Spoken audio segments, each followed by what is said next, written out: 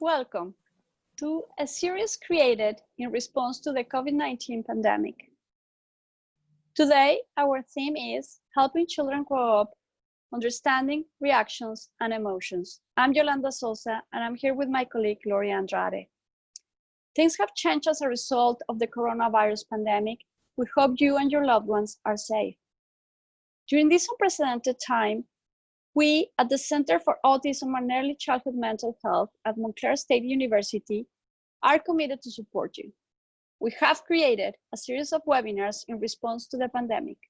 We would like to offer a regulating, relating, caring, and learning experience that reaches out to childcare providers, teachers, social workers, healthcare providers, parents, and anyone else who is in contact with children during this crisis.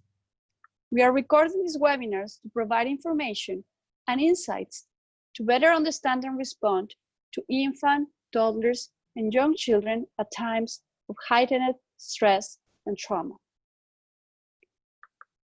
We are asking you to share this information with others. However, we must also remind you that these webinars are not for sale.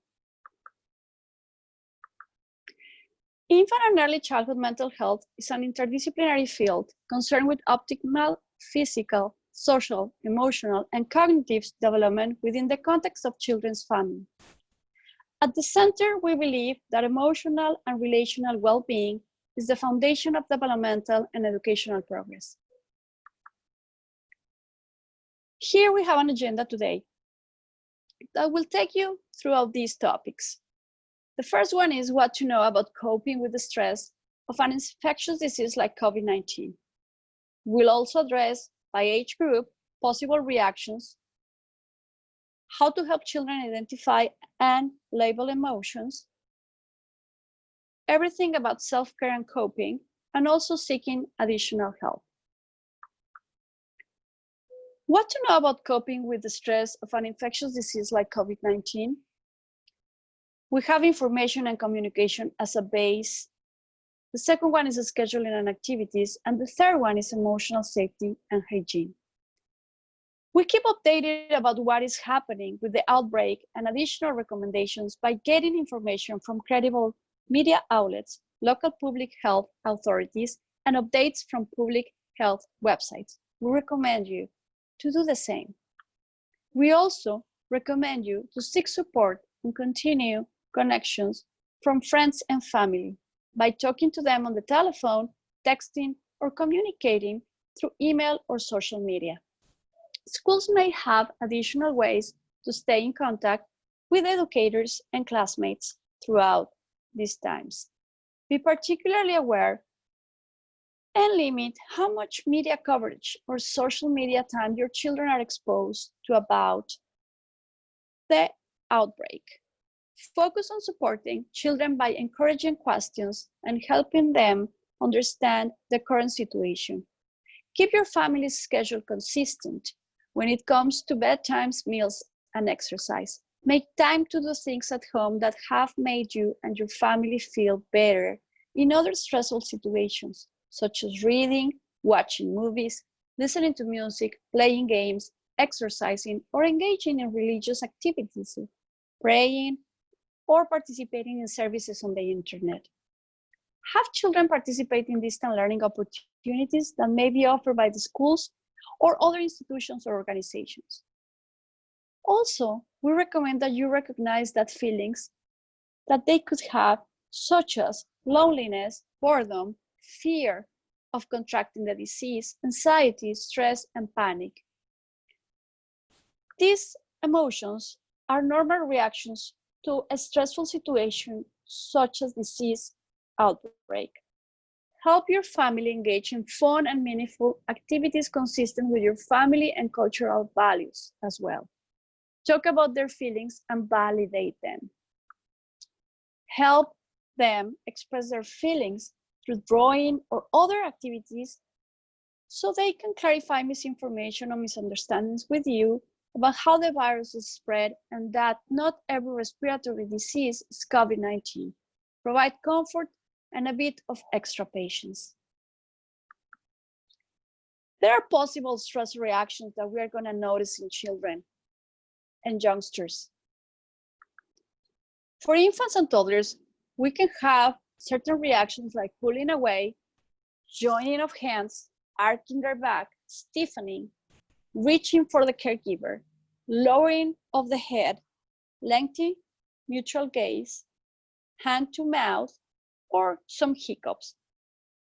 These are signs of possible reactions. Also, for preschool children, 3 to 5-year-olds, fear of being alone, bad dreams, speech difficulties. We can have loss of bladder, bowel control, constipation, bedwetting, change in appetite, or increased temper tantrums, whining, or clinging behaviors. In regard to the school age, 6-year-olds to 12-year-olds can also show some irritability, whining, aggressive behavior, clinging again, nightmares, sleep appetite disturbance, physical symptoms like headaches, stomach aches, withdrawal from peers, loss of interest, competition for parents' attention, and forgetfulness about chores and new information learned at school. Now is the turn to my colleague, Gloria. Thank you, Yolanda. And our next group, the one we want to talk about it's that adolescents group. Because many times we're going to confuse these symptoms with really normal behaviors of development. But when we see that those physical symptoms like headaches, rashes are becoming more significant, then we need to pay very close attention to that. On that list, we also have to take into consideration sleep or appetite disturbances, agitation or decrease in energy, apathy, sometimes ignoring health promotion behaviors and hygiene, the isolation from peers and loved ones, concerns about stigma and injustice, and very common avoiding or wanting to cut school, and in these times, maybe not wanting to join the Zoom classes or being in a group that is related to school. So how to help children identify and label those emotions? So that means that we have to stay how your child is feeling. We have to give it a name to that feeling. So are you feeling sad? Are you feeling angry? Are you feeling worried? Because sometimes they can't name those feelings. Dr. Don Siegel has a rule that says, name it to tame it. Because if we name it, then we can have a little more control of what are those possible options that we have in front of us. We have to show our children that we are feeling their feeling with them. So it's easy sometimes when we state how others are feeling and we use that as an example. You see, oh, he looks so excited. You see his eyes, you see how is he moving his mouth, and he's so happy about it, so excited about it. So we really put those names together with those kind of expressions that we are seeing. And for nonverbal children, help them to use those facial expressions and gestures to show how they are feeling. Our body language is also a very wonderful tool when we're trying to communicate this. In that process of identifying and labeling emotion, it's very important to be able to tell them to teach them how to locate that emotion. When we feel an emotion, most of the time it's located somewhere in our body. When we get very anxious, sometimes we get those butterflies on our stomach. And those butterflies mean that we are a little anxious about something. And when we have the opportunity to locate that emotion, name that emotion, and share that with somebody, it's how we initiate that process of identifying, labeling, and being very aware of what is happening with us. So what a better situation that when you have your caregiver giving you that support and helping you to name those emotions. Where do you feel it? Where do you feel it? Where is it? How you can describe that? And sometimes help them with those words that they are not just part of their vocabulary yet. Yolanda, now it's your turn. Your microphone. Thank you, Gloria. So now we are gonna be looking at how we can help them identify and label these emotions by using some strategies, like the emotional literacy one. This is important because we need for this to happen by having the children look at feeling faces, children check-ins, or use of books and teaching tools. This is a huge selection of children's books that focus on emotional literacy by visiting this website that we have in the screen. And here you can have a variety of book activities, a book list, and other resources for teaching emotional literacy. We also are going to be using the feeling phases for identifying and labeling emotions.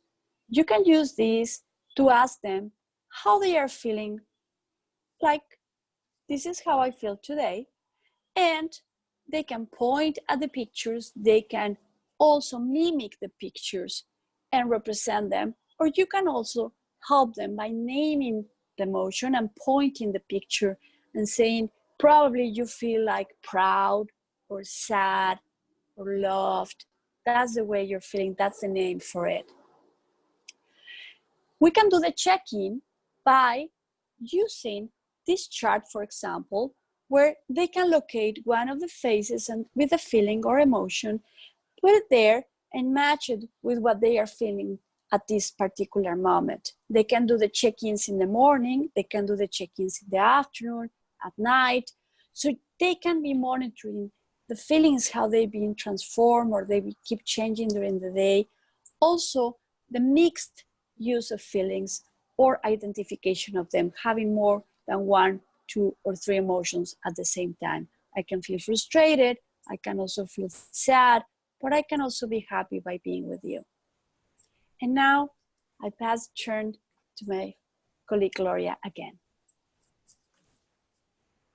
Okay, for us to be able to talk about these emotions and be able to be co-regulators and support our kids in this process, the one thing we really need to do is to use that self-care and coping for us as an adults.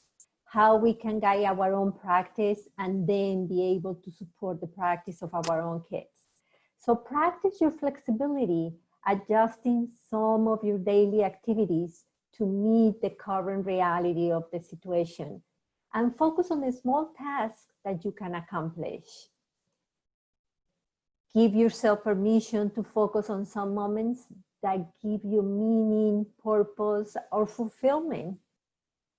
Give yourself a small breaks from the stress of the situation. Why not to practice those breathing exercises that sometimes we heard before or that we try but we think that they don't work? That the only way we're going to know if they work is if we are very consistent and we really keep trying. We always hear words like mindfulness and a lot of things that we can do in that area. And sometimes we get discouraged. We do it one time and we don't do it anymore. So let's go back to that self-care. Let's use those tools of coping with this stress and the current situations to take care of ourselves so we can take care of our kids. Identify upsetting thoughts and replace them with some calming thoughts. It's so important for us as an adults that we reach that level of calm so we can lend that calm to our kids.